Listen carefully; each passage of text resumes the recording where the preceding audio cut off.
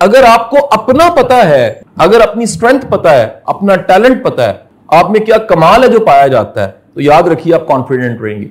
Corporate world के अंदर और रियल वर्ल्ड के अंदर अगर आप में जोरे बाजू है, दम है, तो आप आगे जा सकते हैं। गवर्नमेंट में और काम है। दो अप्रोचेज हैं दुनिया में, एक शाहरुख खान अप्रोच है, एक आमिर खान अप्रोच है।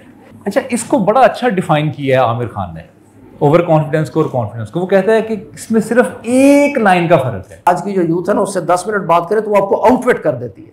वही यूथ जिसको बहुत समझा जा रहा है कि वो बहुत मिरेकल्स कर सकती है, वो इस वक्त इनडिसाइसिव है।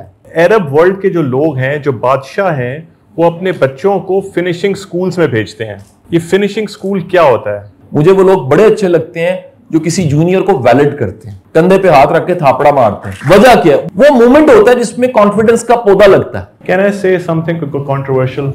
आज की सारी जो गुफ्तगू है वो सेल्फ कॉन्फिडेंस की जरूरत पे है, और सेल्फ कॉन्फिडेंस की वो जरूरत जिससे एक स्टूडेंट जो है वो एक लीडर की तरह परफॉर्म कर सकता है, ये जर्नी तय कर सकता है। मैं सबसे पहले चाहूँगा कि इसका फॉर्मेट मैं आपके साथ वाज़ेह कर दूँ।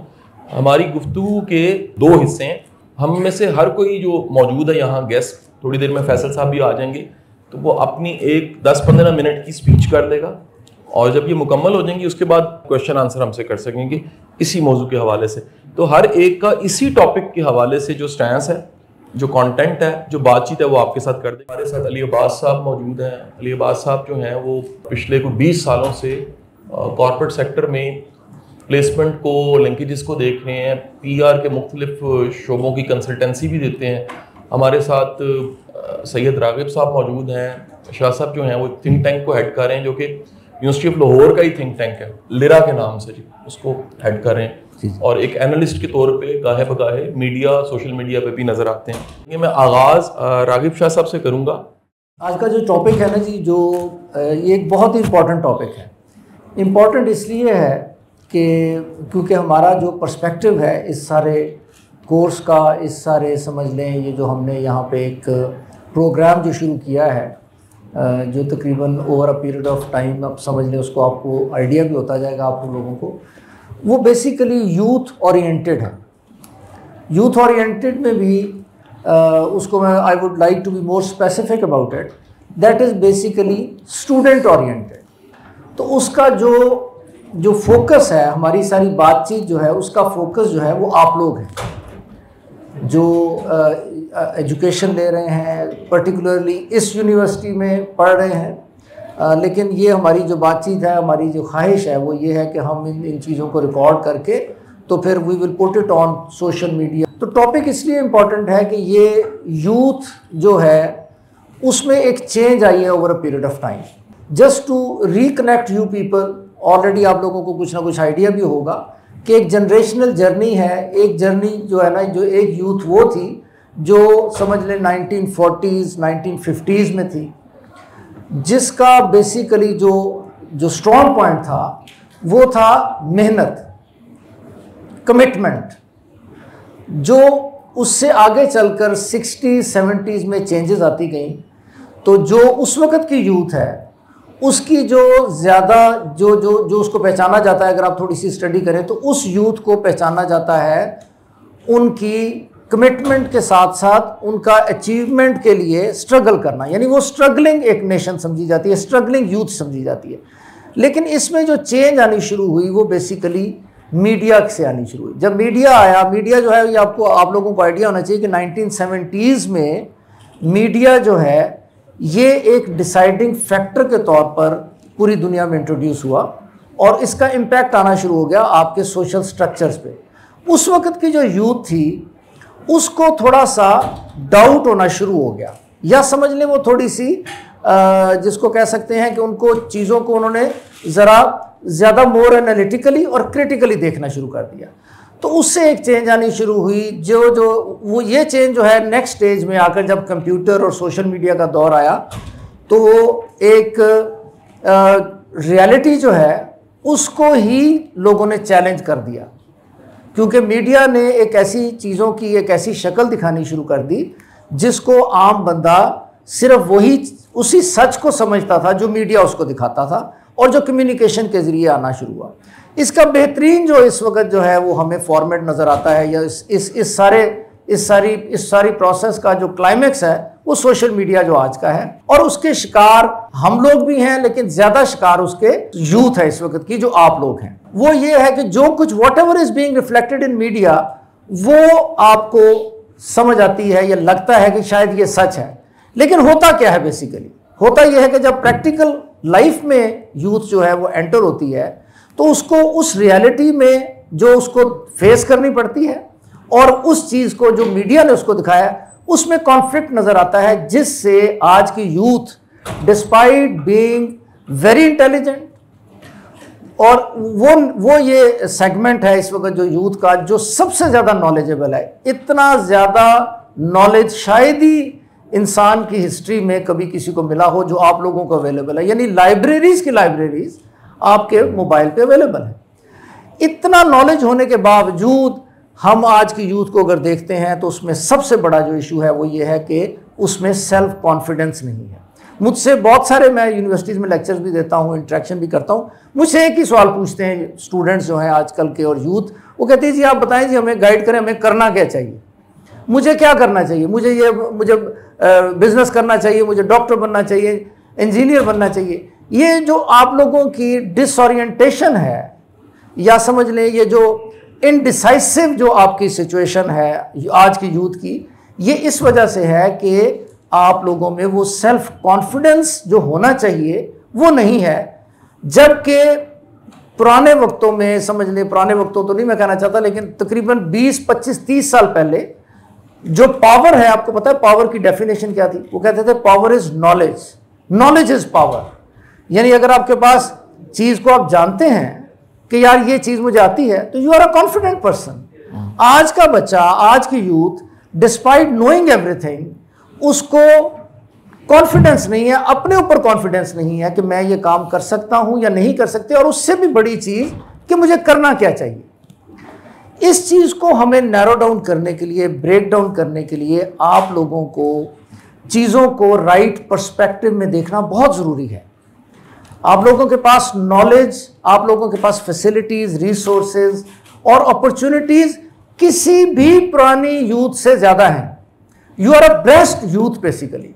इसीलिए आप देखते होंगे कि टीवी प्रोग्राम्स में भी, इधर उधर भी जब लोग बात करते हैं तो हर बंदा ये कहता हुआ नजर आता है, हर समझदार पढ़ा लिखा बंदा ये कहता है कि यार आज की जो यूथ है ना उससे 10 मिनट बात करें तो वो आपको आउटविट कर देती है, बिकॉज उसके क्वेश्चंस का हमारे पास आंसर नहीं है।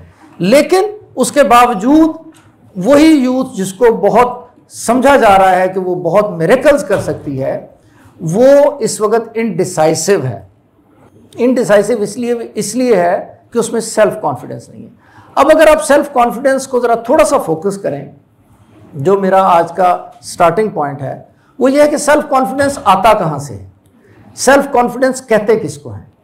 Self confidence to my mind is the believe in yourself and believe in what you know and what you want in life. अगर आपको ये क्लियर नहीं है ना कि मुझे फेम चाहिए, पैसा चाहिए, नॉलेज चाहिए, या मैं आवारागर्दी सिर्फ जिंदगी में करना चाहता हूं या चाहती हूं, अगर आपको ये अपना ऑब्जेक्टिव क्लियर नहीं है तो आप कभी भी अपना सेल्फ कॉन्फिडेंस जो है उसको अपने लाइफ के साथ कनेक्ट नहीं कर सकेंगे। तो पहली चीज जो है, जो आपको मैं समझता हूं आपको पता होना चाहिए, वो ये होना चाहिए कि आप लाइफ में चाहते क्या है।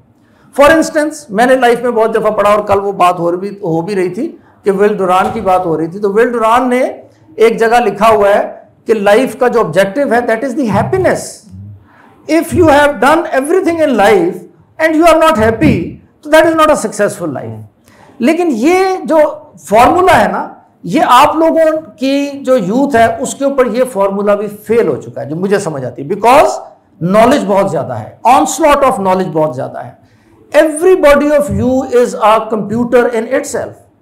आप लोगों को डील करना और इस तरह जो आज की यूथ है उसको डील करना इज नॉट इजी, बिकॉज जब हम लोग, मेरा खुद ही अलमिया है कि मैं जब इंटरेक्ट करता हूं, मैंने बहुत हिस्ट्री पढ़ी है, लेकिन मुझे ऐसे क्वेश्चंस आप लोगों की तरफ से मिलते हैं जिसका मेरे पास आंसर नहीं है। तो आप लोगों का जो अलमिया है वो सिर्फ हैप्पीनेस नहीं है। टू माई माइंड योर अलमिया जो है, आप लोगों का जो अलमिया है या जो आपका ऑब्जेक्टिव है वो ये है कि you people actually want to contribute something in life. आप सिर्फ खुश नहीं होना चाहते बल्कि आप कहते हैं कि जी मैं कुछ लाइफ में कंट्रीब्यूट भी करूं। जिस तरह मेरे अपने बच्चे हैं उनसे मैं बात करता हूं तो वो ये कहते हैं मुझे कि मैं ये सारा कुछ जब करूंगा तो इसका सोसाइटी को मुझे क्या फायदा होगा। तो मैं ये पहली दफा इस एज के बच्चों से मैं ये बात सुनता हूं, जो बहुत मैच्योर हो जाता है बंदा तो उस वक्त ये सोचता है हम जिस जनरेशन से हैं, हम ये पहले लेते रहे सारी जिंदगी गवर्नमेंट से या अपनी सोसाइटी से, और 50s के बाद बंदा जाके सोचना शुरू करता है कि यार I should pay back also. आप लोगों की यूथ उस लेवल पे पहुंच चुकी है जो पहले ही पे बैक करना चाहती है। तो पहला जो मेरा आज का है टेक वो ये है कि आप लोगों का जो सेल्फ कॉन्फिडेंस है वो उस वक्त क्लियर हो जाएगा जब आप नंबर 1 आप अपना ऑब्जेक्टिव क्लियर करें कि आप लाइफ में लेना कहां पे पहुंचना चाहते हैं और किस तरह आप कंट्रीब्यूट करना चाहते हैं। तो ये 2 टेक हैं। इसके साथ एक छोटी सी चीज है, दैट इज इनिशिएटिव।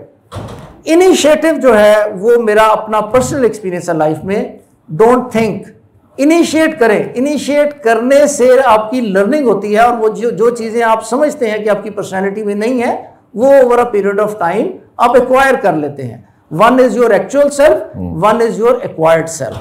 तो ये 3 चीजें अगर आप जहन में रखें टू बिगिन विद, तो मेरे ख्याल में आप सेल्फ कॉन्फिडेंस की तरफ आप लोगों को जाना चाहिए, और जब आप चले जाएंगे तो आपकी लाइफ की अचीवमेंट का सफर जो है वो स्टार्ट हो जाएगा। That is it. बहुत शुक्रिया सर, बहुत मेहरबानी। मैं अली अब्बास साहब आपसे रिक्वेस्ट करूंगा, आपका जो एक एक्सपोजर है ह्यूमन रिसोर्स को देखने का, पीआर का, मुख्तलिफ तरह के लोगों के टैलेंट्स को समझने का, देखने का, आपका क्या ओपिनियन है? सेल्फ कॉन्फिडेंस क्या है, कितना ज़रूरी है? और ये जो हमारी यूथ हमारे सामने बैठी है जो फिज़िकल भी, और आइंदा दिनों में सारी वीडियोज़ पूरे पाकिस्तान तक इंशाल्लाह चली जाएंगी, तो उनके लिए हमारा मैसेज क्या है कि ये सेल्फ कॉन्फिडेंस कहाँ से आ सकता है? बहुत शुक्रिया कासिम अली शाह साहब, सर राघव अली साहब, आपका बहुत शुक्रिया। यूनिवर्सिटी ऑफ लाहौर ने इनवाइट किया। मैं पहले भी यहाँ पे सेशंस डिलीवर कर चुका हूँ, हो सकता है आप में से किसी ने अटेंड किया हो। ये बताएं कि आप में से कितने ऐसे लोग हैं जॉब करना चाहते हैं और कितने ऐसे लोग हैं जो बिज़नेस करना चाहते हैं? अच्छा, बिज़नेस वाले ज़्यादा हैं, वंडरफुल। अच्छा, पहले मैं जॉब वालों के साथ बात कर लूँ। ये बताइए कि जब सीईओ या एचआर हेड या एचआर ऑफिसर, जब आपका इंटरव्यू के लिए आपको इनविटेशन आता है, जब आप जाते हैं इंटरव्यू के लिए, तो आपका क्या ख्याल है कि आपका जो इंटरव्यू जब आपने दे दिया वो कितने मिनट में आपका फैसला हो जाता है कि इस कैंडिडेट को रखना चाहिए या नहीं रखना चाहिए? आप में से कोई भी बताना चाहे बता सकता है। कितने मिनट में फैसला वो अपने दिमाग में कर लेता बंदा जो इंटरव्यू ले रहा है कि मैंने इसको हायर करना है या नहीं करना? On the spot. लेकिन कितना टाइम चाहिए उसको आपको जज करने के लिए? अच्छा, इसका मतलब ये है कि आपका जो सारा ये 4 साल की पढ़ाई है उसका जो जजमेंट टाइम है that is less than a minute. Yes.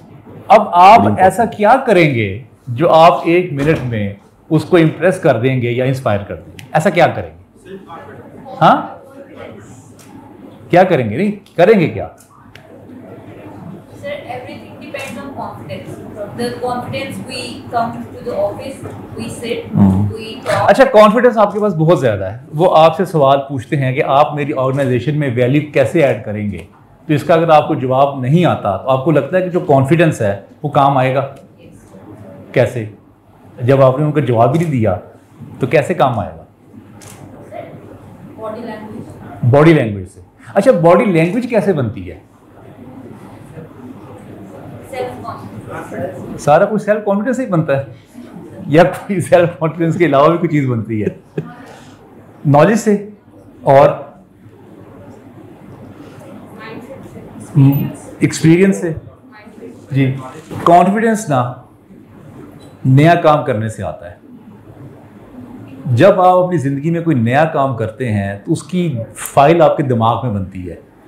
तो जैसे आपके दिमाग में फाइल बनती है तो उसका एक्सपोजर आता है। मैं अभी 4 दिन पहले अमेरिका में था, मेरी फैमिली भी साथ थी। मैंने उनको कार्ड बनवा के दिए जो ट्रेन पे और बसेस पे चलते हैं। तो मैंने अपने वाइफ और 2 बेटियों को कहा कि ये कार्ड है और आप ना जाएं जहाँ भी जाना है। तो वो कहते हैं हम कैसे जाएं, हम तो ये न्यूयॉर्क में फर्स्ट टाइम आए हैं, ये तो इतना बड़ा शहर है, कैसे जाएं?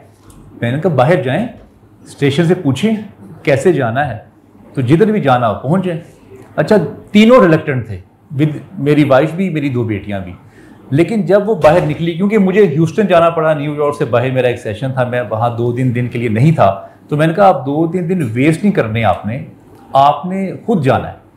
अच्छा, वो बहुत खौफज़दा थे, लेकिन वो जैसे ही उन्होंने सफ़र करना शुरू किया तो वो खौफ ख़त्म हो गया, तो फिर वो इजीली कहीं भी जा सकते हैं। हालांकि कोई नया शख्स हो, किसी नई सिटी में जाना हो, उसके लिए ज़रा मुश्किल होता है, लेकिन वो फियर तब होता है ख़त्म आपकी ज़िंदगी में जब वो काम करते हैं आप।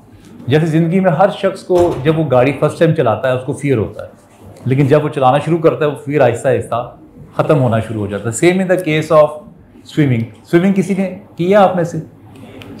अच्छा, जब आपने पहले स्विमिंग की थी खौफ था? खौफ था, डूब गए थे, ऐसा फील हुआ था कि मैं तो अब गई इसमें।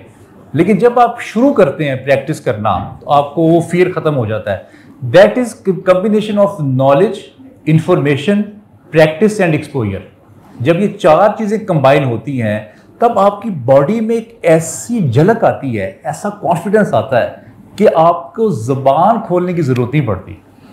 आपका ज़ुबान खोले बगैर ही आपका काम हो जाता है, क्योंकि वो जो आपके फेशियल एक्सप्रेशंस हैं, जो आपकी बॉडी लैंग्वेज है, वो बोल रही होती है।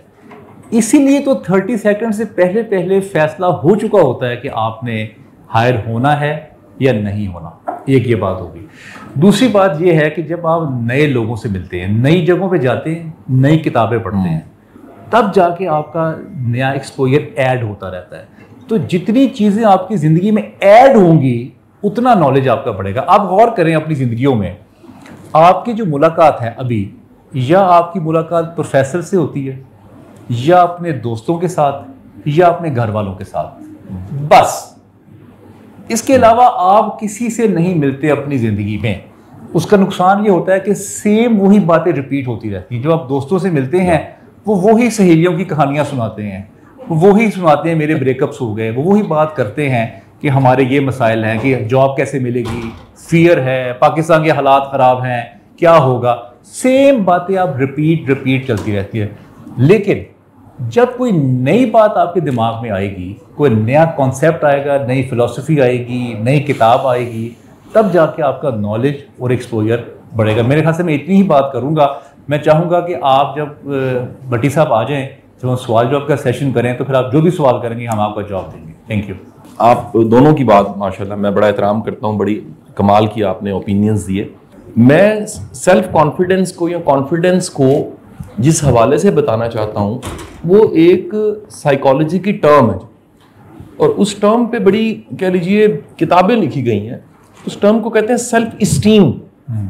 जो सेल्फ इस्टीम है ना, उसका उर्दू में तर्जुमा बड़ा मुश्किल सा है।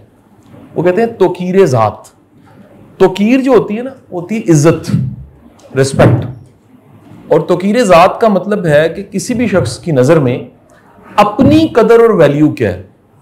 अपनी कदर और वैल्यू वो उसकी सेल्फ इस्टीम है, तोकीर ज़ात है। साइकोलॉजी और पर्सनल डेवलपमेंट की, सेल्फ हेल्प की किताबें ये बताती हैं कि तोकीर ज़ात या सेल्फ इस्टीम का हाई होना ये डायरेक्टली प्रोपोर्शनल है हमारी परफॉर्मेंस के साथ। यानी हर वो बंदा जो ज्यादा अच्छा परफॉर्मर है, ज्यादा डिलीवर करता है, ज्यादा कंट्रीब्यूट करता है, अल्लाह उसको कामयाबियां ज्यादा देता है, उसको ज्यादा देता है जिसकी सेल्फ इस्टीम हाई है।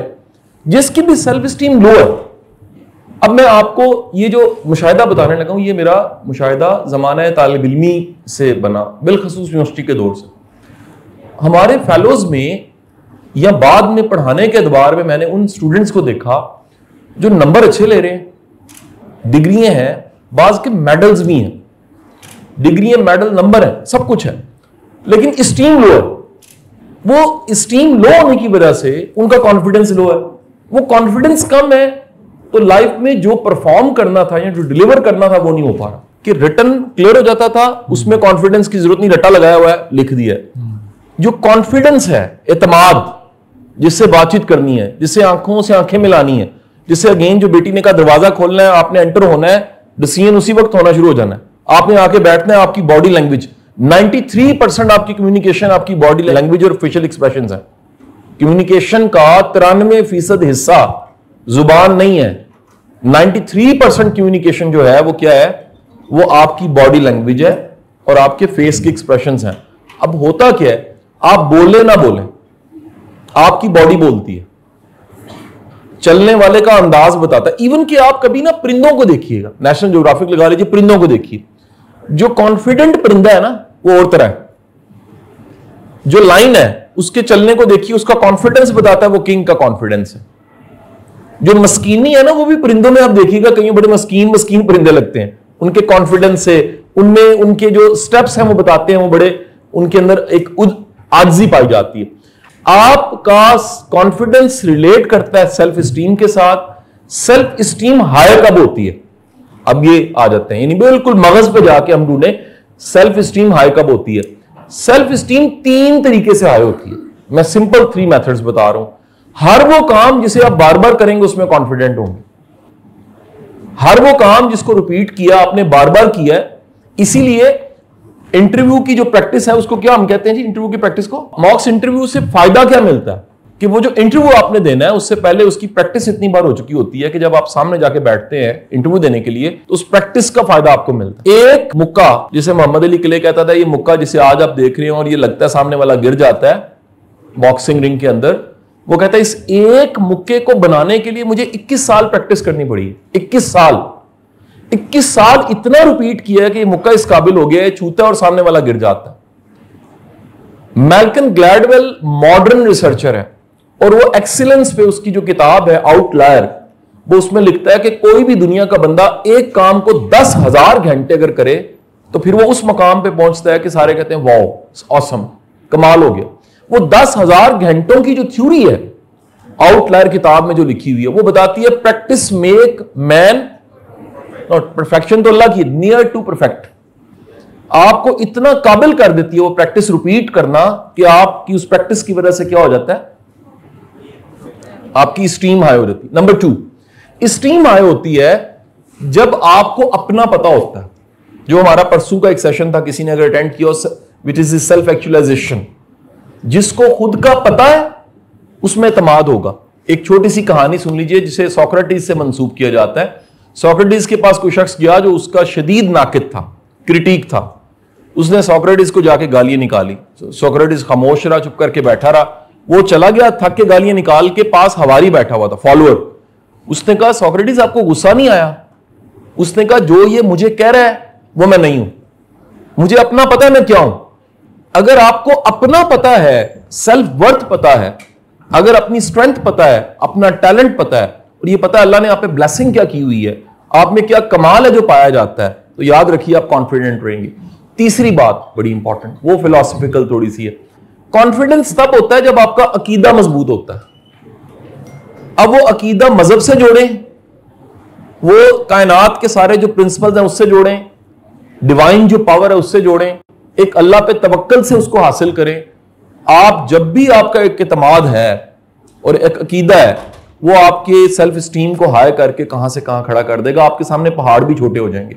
सो मेरा मानना यह है कि ये जो हमारे सेल्फ स्टीम की फिलॉसफी है, इसके बगैर हमारा कॉन्फिडेंस कभी नहीं बढ़ सकता। मुझे वो लोग बड़े अच्छे लगते हैं जो किसी जूनियर को वैलिड करते हैं, शाबाशी देते हैं, कंधे पे हाथ रख के थापड़ा मारते हैं, कहते हैं वेल डन यार तुमने कुछ अच्छा किया। वजह क्या है? वो मूवमेंट होता है जिसमें क्रिएशन होती है एक नई पर्सनालिटी की। वो मूवमेंट होता है जिसमें कॉन्फिडेंस का पौधा लगता है। वो मूवमेंट होता है जिसमें किसी को खबर हो जाती है कि यार मैं कुछ कर सकता हूं क्योंकि किसी सीनियर ने मेरे कंधे पे हाथ रख के कहा था कि तुम बड़ा आगे जाओगे। सो मेरी आपसे गुजारिश है कि आप अपनी जिंदगी में वो वैलिडिटी के मोमेंट्स को कभी मत भूलें। सेल्फ स्टीम को हाई करना है, जो काम कर रहे हैं उसकी प्रैक्टिस इखलास के साथ कीजिए। मेरी ऑब्जर्वेशन ये है, हमारी जो ह्यूमन रिसोर्स और बिलखुसूस 12 करोड़ यूथ है, हमें सबसे बड़ा जो हमारे साथ जुल्म हुआ, हमें डंग टपाने की आदत पड़ गई है। हम किसी काम को क्वालिटी का काम समझ के नहीं करते, मेहनत से नहीं करते, इखलास से नहीं करते, उस म्यार पे नहीं लेके जाते। काम ना छोटा होता है ना बड़ा होता है।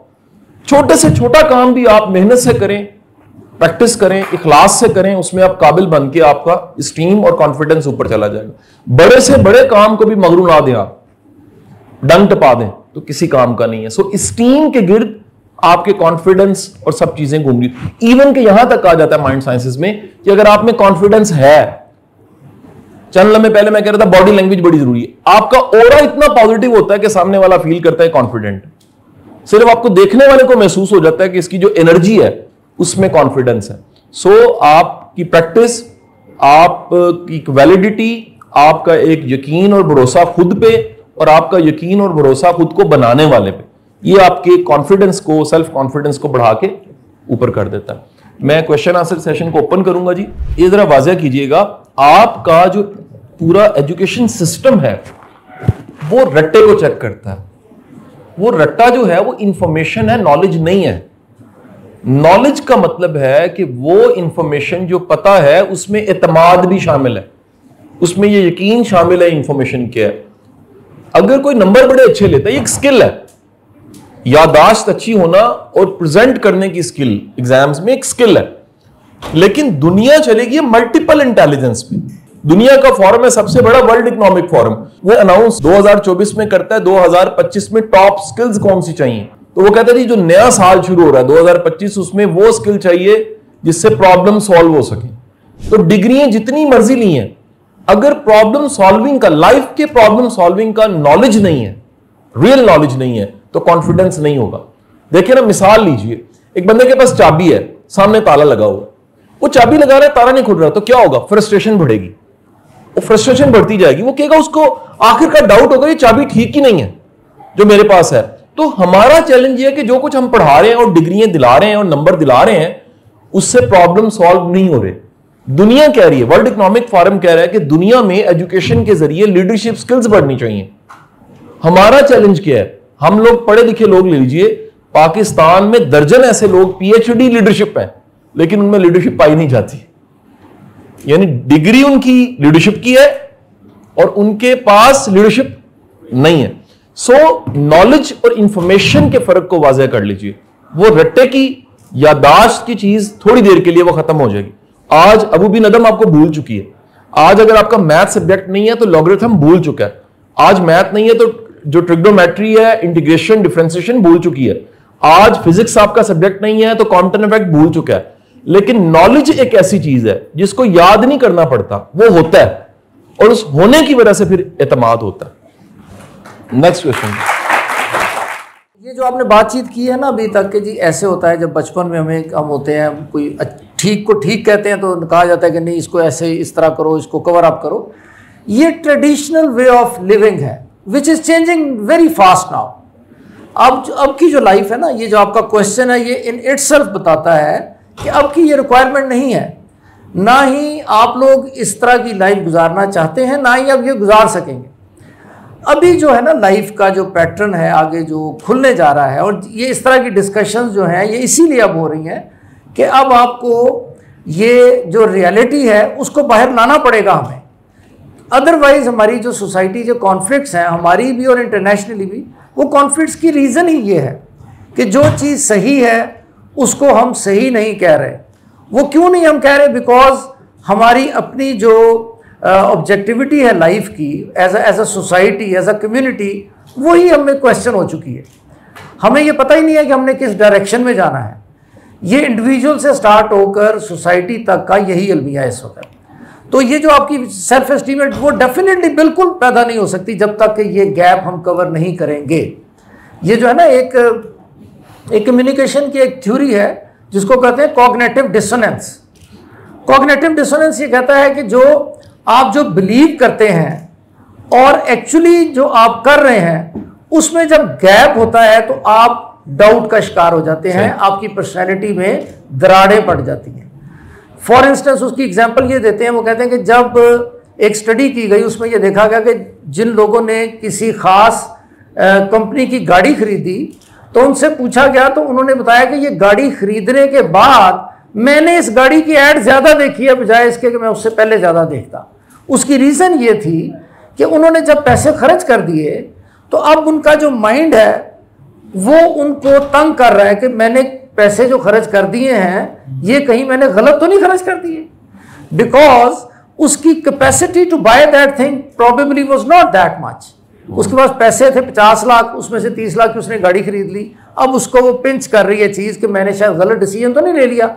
उसको रीइंफोर्स करने के लिए, उस एंजाइटी से निकलने के लिए वो ऐड को बार बार देखता है कि मैंने बड़ी अच्छी गाड़ी ले ली, इसमें ये फीचर्स है, ये फीचर्स है। ये सारी कार्रवाई वो कर इसलिए रहा है ताकि उसका जो बिलीफ है और उसका जो एक्ट है उसका गैप कम हो सके, और actually he is trying to cover up the anxiety which is being created in that personality.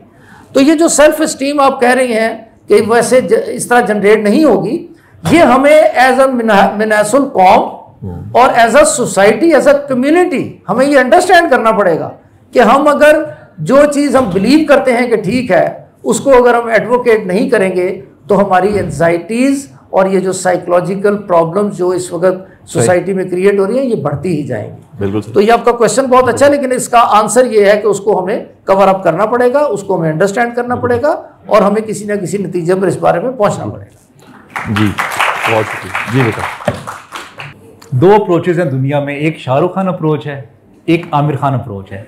Shahrukh Khan साहब ये कहते हैं कि दुनिया को जो पसंद है मैं वो उनको दूंगा, जो दुनिया जो चाहती है एंटरटेनमेंट।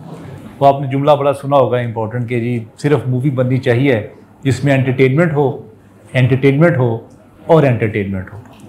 ठीक है। आमिर खान कहते हैं नहीं, मैं जो चाहता हूं ना मैं वो दुनिया को पसंद करवाऊंगा। ये 2 तरह की दुनिया में अप्रोचेस चलती हैं। एक सीधी सीधी है कि दुनिया जो चाहती है उसको दे दो, एक कहते हैं जी नहीं, जो दुनिया को मैं जो बताऊंगा ना वो ठीक है। अच्छा, इसको बड़ा अच्छा डिफाइन किया है आमिर खान ने, ओवर कॉन्फिडेंस को और कॉन्फिडेंस को। वो कहता है कि इसमें सिर्फ एक लाइन का फर्क है और वो लाइन ये है कि ये मैं कर सकता हूं, ये है कॉन्फिडेंस।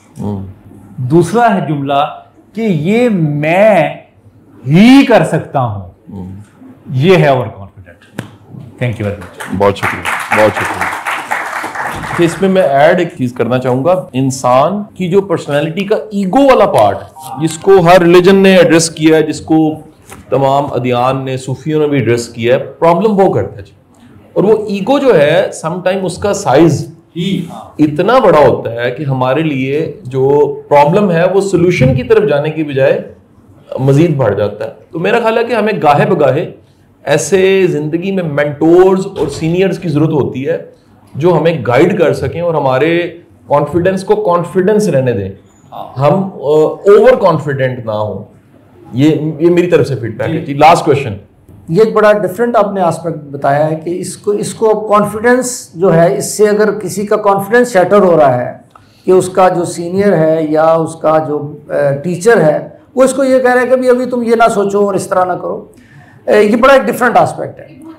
और इसमें कॉन्फिडेंस शैटर होता होगा। आई एम श्योर कि जो जूनियर लोग होंगे वो सोचते होंगे कि शायद मैं कोई ऐसी बात कर रहा हूँ या कर रही हूँ जो मुझे नहीं करनी चाहिए, तो आपका कॉन्फिडेंस का जो स्टार्ट है वही नहीं हो सकता।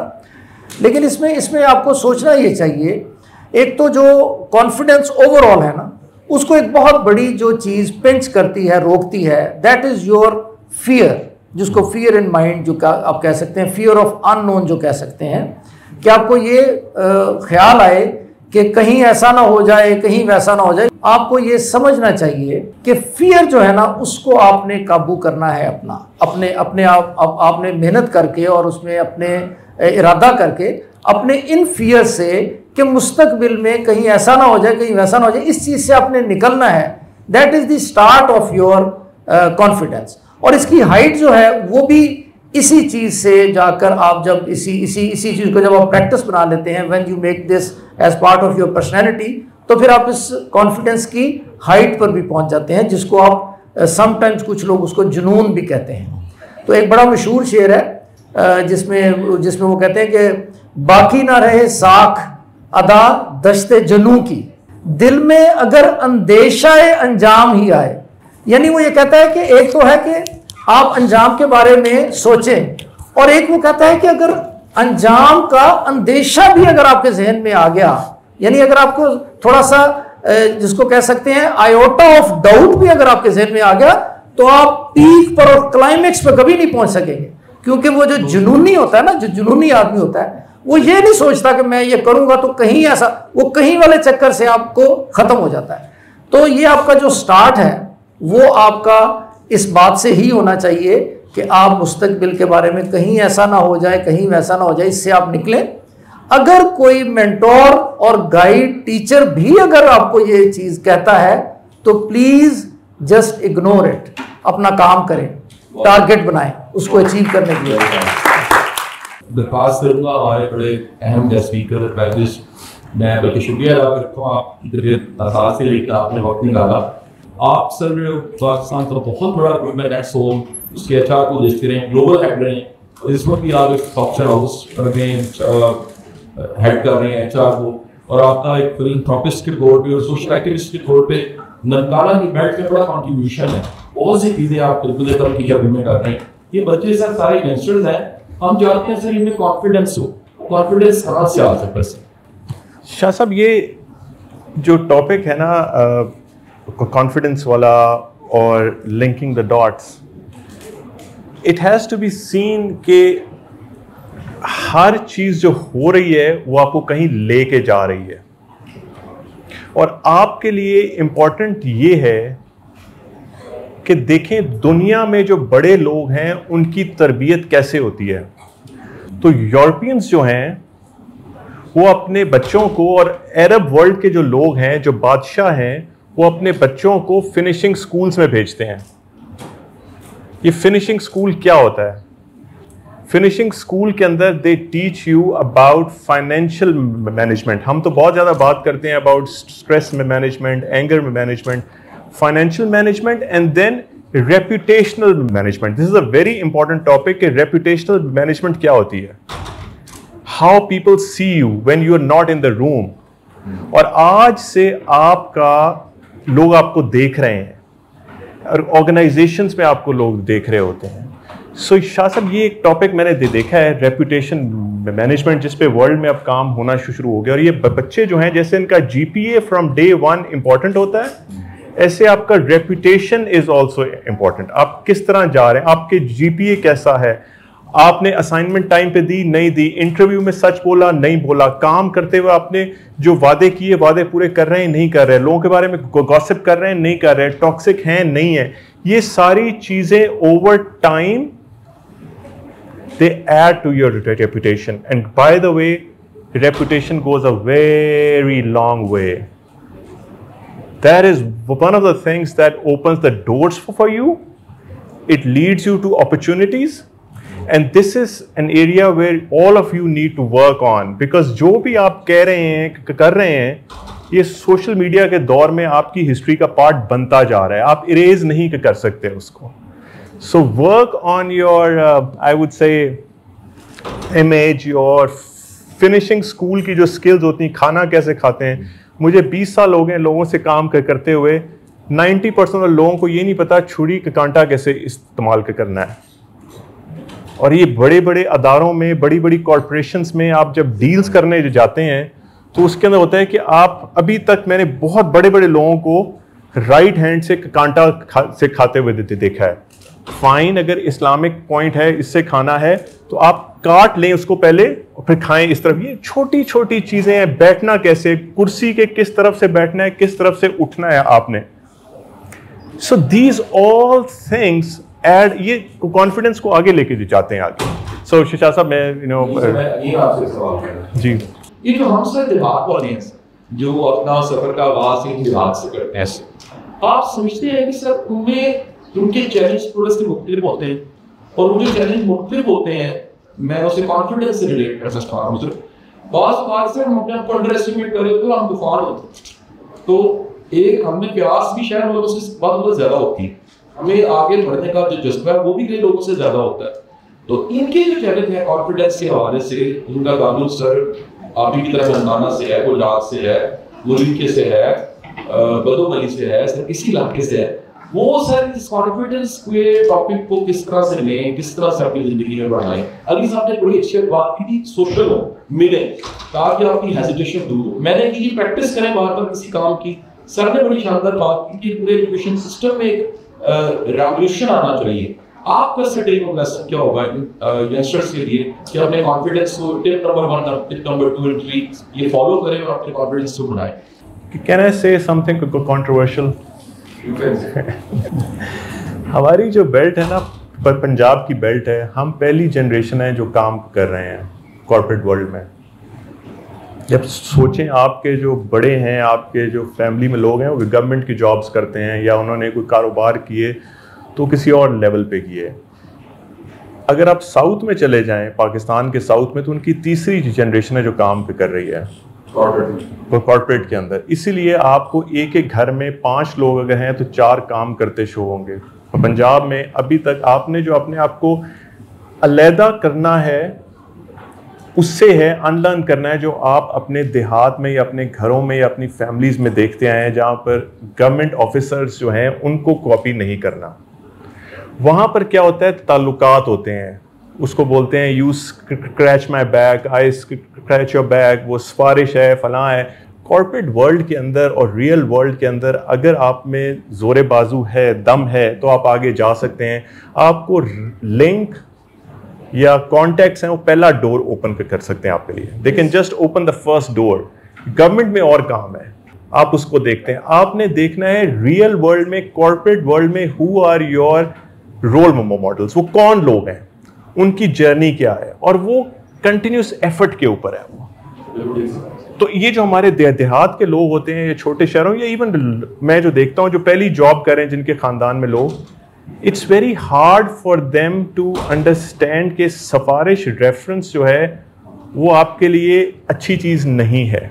लेकिन आप जब किसी हुकूमती अफसर को देखते हैं तो कहता है यार तेरा वो दोस्त है, उससे बात तो कर। When you do it in the corporate world, it goes against you. लोग उसको hold against करते हैं उसको। So these are the things that you need to work on। और साथ छोटे शहर के लोग मैं देखता हूँ कि I think वहाँ we need to prove to others।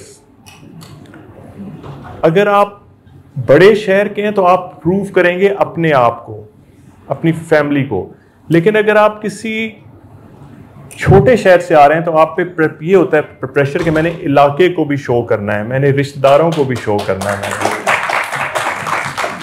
वो एक एडिड चीज़ आपके ऊपर होती है। मैं बहुत सारे लोगों को जानता हूं जो दही एरिया से, मेरे ही एरिया से हैं, उनकी ख्वाहिश क्या है, एग्ज़ाम दे के वीगो लेना है। मैंने कहा यार उससे क्या होगा, वो एग्ज़ाम दे के ASP लग जाएंगे, AC लग जाएंगे, तो जब गाँव जाएंगे तो वीगो पे जाएंगे तो वाह जी वाह। अब ये जिसका गोल होगा, how will he help the common people? I don't. तो गवर्नमेंट ऑफिसर्स भी जो होते हैं वहां पर वी नीड गुड पीपल जिनके लिए अवाम सारी इक्वल है, लोग सारे इक्वल हैं। एंड चेंज की डेफिनेशन, शाह साहब, चेंज की डेफिनेशन ये है when the powerful abide by the law. Powerless के पास तो ऑप्शन ही नहीं है, मेरे और आपके पास तो ऑप्शन नहीं। हमने तो लाइन में गुजर के नाके से होके गेट नंबर 2 से होते हुए धक्के खा के यहां पर आना है।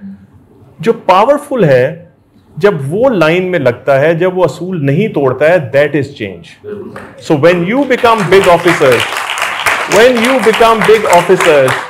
promise to yourself that you will be that agent of change who does not use authority for their own selves, but for the common people, for the ordinary people. So that is real change, मेरे ख्याल से। Thank you.